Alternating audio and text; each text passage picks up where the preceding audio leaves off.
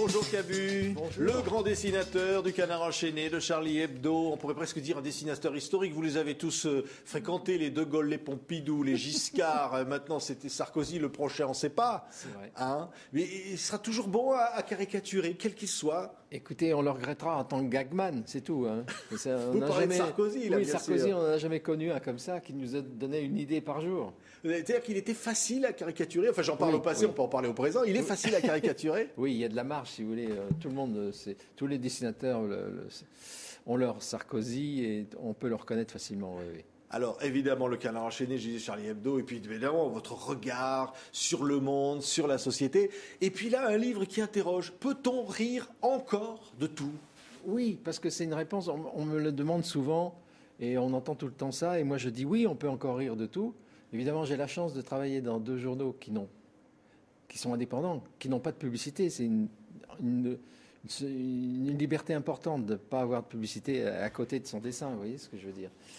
Et parce qu'un jour ou l'autre, il y a un conflit entre le dessin et la publicité qui est à côté. Donc alors on peut rire de tout alors, c'est ce que vous répondez. Oui. Ce qui a changé depuis 20 ans, c'est la montée des intégrismes de toutes les religions d'ailleurs. Hein.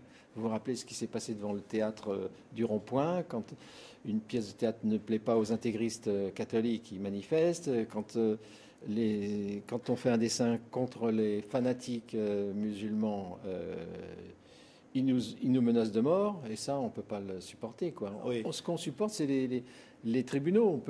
On accepte, quand on attaque quelqu'un, on accepte d'être devant un tribunal, d'accord. Ça vous est arrivé souvent Oui, d'ailleurs, hein, vous oui, connaissez oui. ça. Hein. Mais on accepte. Mais ce qu'on ne peut pas accepter en France, c'est d'être menacé de mort pour un dessin.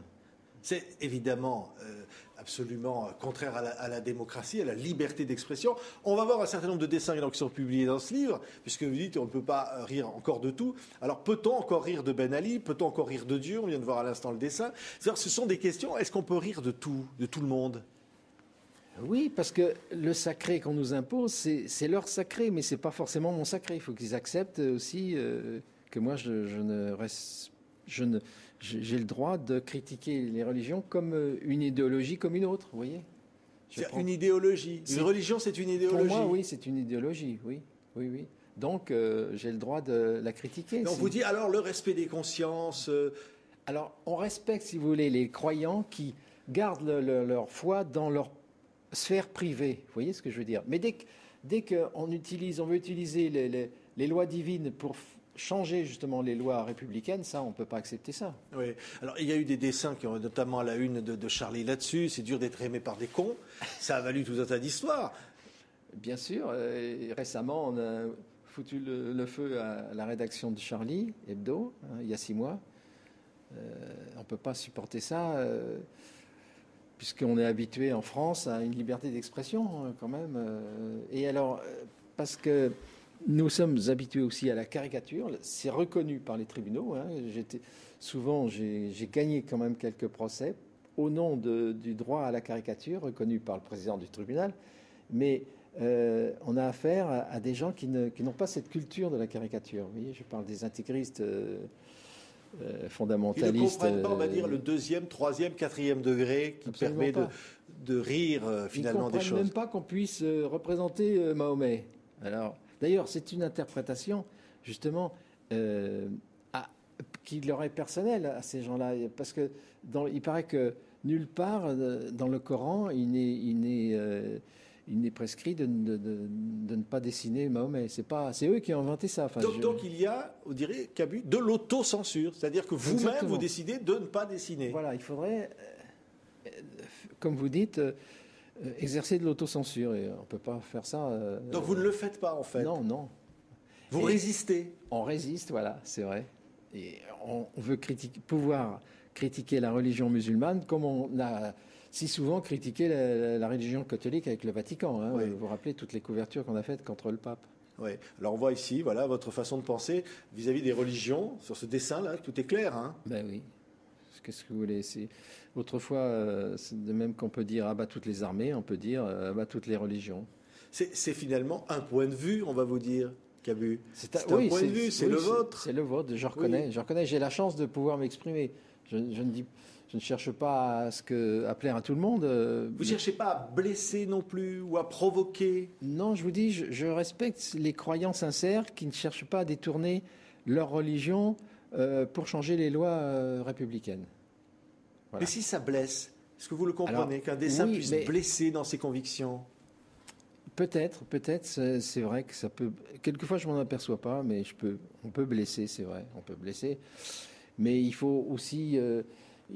il y a des catholiques, par exemple, pratiquants que je connais et qui rient eux-mêmes du pape parce qu'ils ont... Je ne sais pas s'ils sont plus intelligents, mais ils ont ce deuxième degré. Ils comprennent ce deuxième degré aussi, comme dont vous parliez tout à l'heure. Alors que les gens qui ne réfléchissent pas suffisamment, ils ne voient que le premier degré. Et c'est vrai qu'on a un obstacle, c'est le deuxième degré. Oui. Alors, on va voir le deuxième, troisième, quatrième, cinquième degré, là, dans ce livre. Alors, évidemment, on parle aussi de politique. On a vu d'ailleurs passer quelques dessins. Vous voyez Hollande qui dit « il y a beaucoup maigri, ce que j'ai fait pour moi, je le ferai pour la France ». Voilà, et ce que j'ai fait à mon ventre. La politique vous inspire toujours. Hein. Et là-dessus, c'est pareil. Est-ce qu'on a le droit de rire de tout et de tout le monde? Oui, alors, surtout, je dirais, oui. Il faut... DSK président, vous voyez, regardez ce qu'il reçoit sur la figure. Oui, mais lui, il nous a donné des armes pour le fouetter. Hein, on n'aurait pas imaginé un scénario pareil. Mais ils viennent vers vous? Ils se plaignent, les hommes politiques? Ils n'aiment pas vos dessins, parfois? Non, ils affectent de rire et de nous ignorer, en fait. Sauf Le Pen qui nous a fait des procès, voilà. Mais vous l'aviez traité de gros blond avec sa chemise brune, c'est ça, hein? C'était pas gentil non plus, hein? Je sais pas d'ailleurs si on voit ici l'homme de l'année. Regardez ce dessin quand même. Ça va pas vous faire aimer du Front National, Cabu? Non, mais je ne cherche pas du tout ce côté-là. Voilà, je sais pas si on l'a vu à l'écran, mais c'est comme ça que vous voyez Marine Le Pen. Oui, vraiment. C'est son père à tout craché, oui. C'est-à-dire qu'elle ressemble à celui que vous avez dessiné pendant des années. Mais oui. Mais vous la voyez comme un homme. C'est pas un peu macho, ça? Ça peut être, mais parce qu'à l'époque, je savais pas la dessiner et je sais toujours pas très bien la dessiner. Elle est très dure à dessiner parce que dans 10 ans, elle sera bien un peu blette comme ça, et elle sera mieux pour un caricaturiste. C'est terrible, hein, vous avez la dent dure. Hein. Oui, qu'est-ce que vous voulez? Alors, allez, encore quelques instants, on va encore voir un ou deux dessins. L'inspiration vous vient comment, Cabu? Vous regardez l'actu simplement? Je vous dis, avec Sarkozy, ça vient naturellement. Il n'y a qu'à prolonger un peu tout ce qu'il fait tous les jours. On a une idée qui nous est apportée par Sarkozy. Quelquefois, il faut réfléchir, quelquefois on ne trouve pas. Moi, j'ai du mal, par exemple, avec les sujets économiques. Je vous dirais que souvent, je ne trouve pas d'idées, hein, c'est sûr. Mais alors, vous aviez caricaturé Madame Pompidou à notre époque, vous avez eu d'autres procès, ça, vous avez toujours connu. Est-ce que si la gauche gagne, vous aurez la dent aussi dure? Je me demande, parce que Hollande, il a de l'humour dans la vie. Hein, les gens ne le savent pas forcément. Mais là, on dirait qu'il veut faire sérieux, qu'il veut faire président, et j'espère qu'il ne va pas oublier d'être drôle quand même. Il faut qu'il soit aussi drôle que Sarkozy. Mais si un homme politique rit de vos dessins, il devient complice avec vous, vous avez envie finalement, ça vous enlève un petit peu votre envie de mordre? Non, parce que moi je les admire aussi, les hommes politiques, pour leur boulot. C'est un boulot de chien et tout ça. À part quelques brebis galeuses, en général, c'est des gens qui sont quand même admirables, d'abnégation, si vous voulez. C'est une vie de chien qu'ils ont.